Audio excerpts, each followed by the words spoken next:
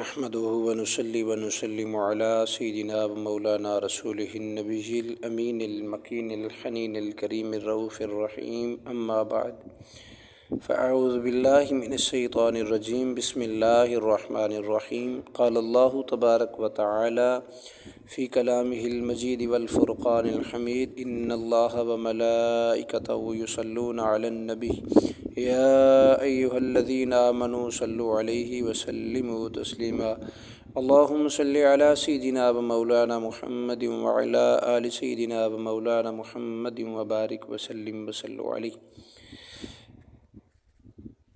جی ناظرین کرام، امید کرتا ہوں آپ خیر و عافیت سے ہوں گے اور دعا گو ہوں کہ مالک کائنات آپ سب کو اپنی حفظ و امان میں جگہ نصیب فرمائے، ہر قسم کی آفات و بلیات، پریشانیوں سے، دکھ تکلیفوں سے، مصیبتوں سے محفوظ فرمائے۔ جی ناظرین کرام، درود پاک کا ایک مطلب وسیلہ ہے۔ آج تھوڑا وسیلے کے بارے میں گفتگو ہوگی۔ جی ناظرین کرام، ارشاد نبوی ہے، حضور تاجدار کائنات صلی اللہ علیہ وآلہ وسلم نے ارشاد فرمایا کہ میرے لیے درود پاک میں وسیلہ کی دعا کیا کرو، کیونکہ اللہ رب العزت کے دربار میں میرا وسیلہ تمہارے لیے شفاعت ہے۔ تو گویا درود پاک میں حضور تاجدار کائنات صلی اللہ علیہ وآلہ وسلم کے لیے وسیلہ طلب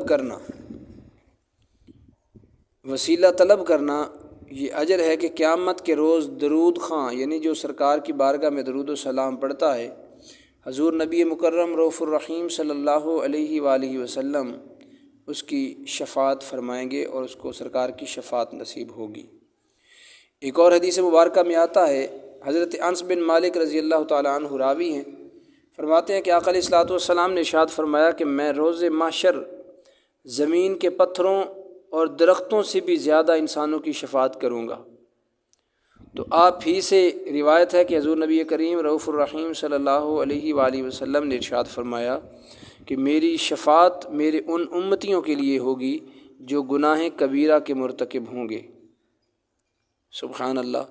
اب دیکھیں، حضور تاجدار کائنات صلی اللہ علیہ وآلہ وسلم کی رحمت کا کوئی کنارہ ہی نہیں۔ گناہ کی دو قسمیں ہوتی ہیں، ایک صغیرہ ہوتا ہے، ایک کبیرہ ہوتا ہے۔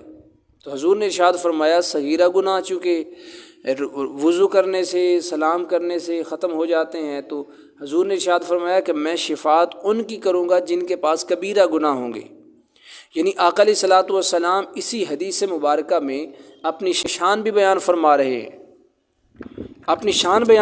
رہے ہیں، کہ میری شان یہ ہے کہ کبیرہ گناہ والوں کی بھی میں شفاعت کروں گا، تو سرکار اللہ رب العزت سرکار کی اس شفاعت کے صدقے سے اللہ رب العزت ان کی بھی مغفرت فرما دے گا۔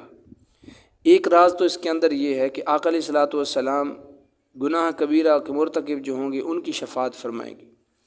دوسرا راز اس بات کے اندر یہ ہے کہ آقا علیہ الصلوۃ والسلام کی شفاعت جو ہے وہ گناہ گار کے لیے ہی ہوگی۔ اسی لیے اہل اللہ فرماتے ہیں کہ نیکوکاروں کے لیے ان کی نیکیاں مبارک اور گناہ گاروں کے لیے مصطفیٰ کریم مبارک۔ ایک شاعر نے لکھا ہے، علامہ ماہر القادری نے، وہ فرماتے ہیں کہ سلام اس پر کہ جس نے فضل کے موتی بکھیرے ہیں، سلام اس پر کہ جس نے فضل کے موتی بکھیرے ہیں، سلام اس پر بروں کو جس نے فرمایا یہ میرے ہیں۔ وسیلہ کیا ہے؟ حدیث مبارکہ کے اندر آتا ہے کہ صحابہ کرام نے عرض کیا کہ یا رسول اللہ صلی اللہ علیہ وآلہ وسلم، آپ نے جو ارشاد فرمایا کہ وسیلہ مانگا کرو، وسیلہ کیا ہے؟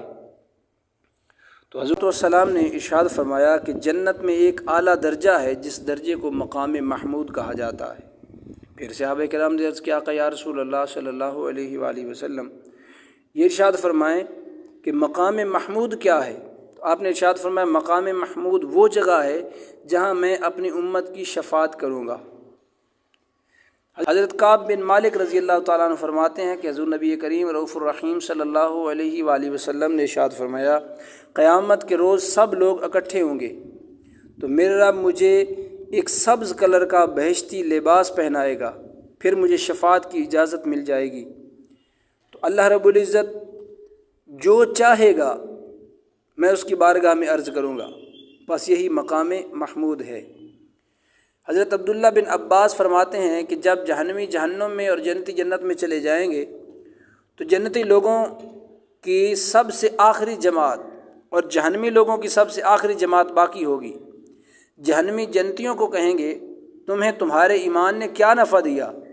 تو یہ وہ سن کر وہ پروردگار کو پکاریں گے اور آہو بکا کریں گے، حتیٰ کہ ان کے رونے کی آواز جنت والے بھی سن لیں گے۔ وہ آدم علیہ الصلاۃ والسلام اور دیگر انبیاء کرام سے شفاعت کے لیے التجا کریں گے۔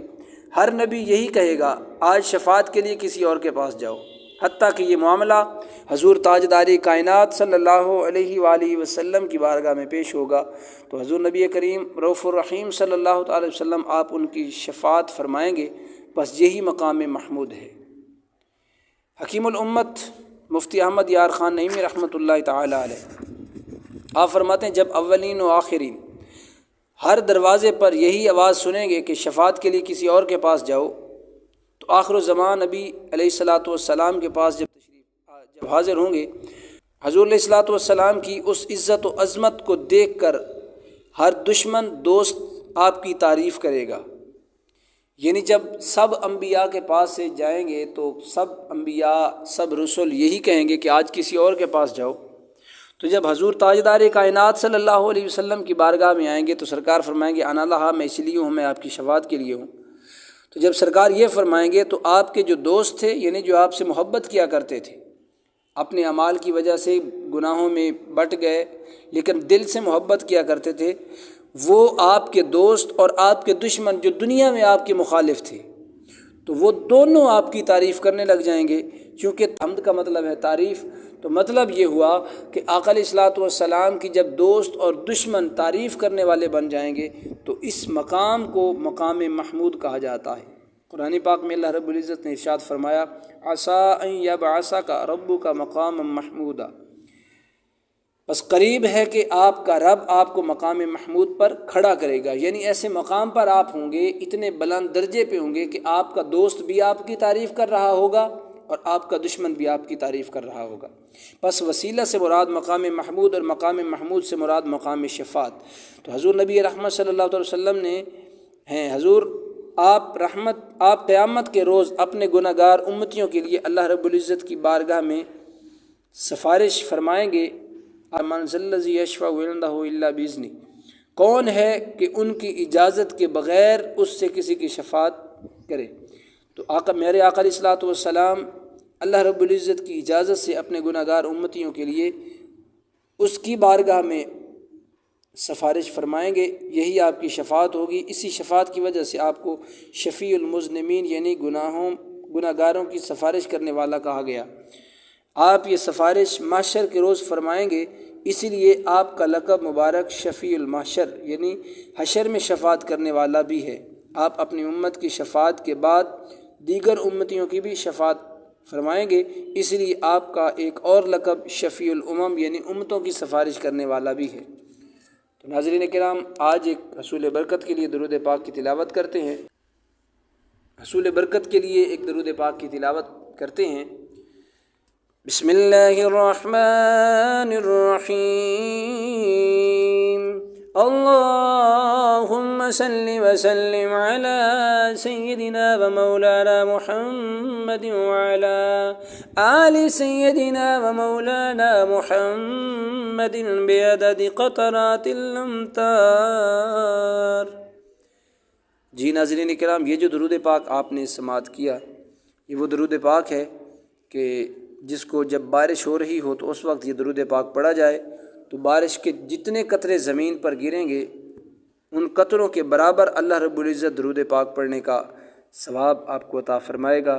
جیسا اس لیے جتنا ہو سکے حضور تاجدار کائنات صلی اللہ علیہ وآلہ وسلم کی بارگاہ میں درود پاک کا نذرانہ پیش فرمائیں۔ اللہ رب العزت آپ کا حامی و ناصر ہو، ہمیشہ خوش رہیں، آباد رہیں، شاد رہیں۔ اللہ رب العزت آپ کو دو جہانوں کی بھلائیاں نصیب فرمائے۔ ویڈیو پہ پہلی بار آئیں تو چینل کو سبسکرائب کر دیں۔ اگر آپ کو ویڈیو اچھی لگی ہے تو لائک کر دیں، اپنے عزیز و اقارب کے ساتھ صدقہ جاریہ سمجھ کے شیئر کر دیں۔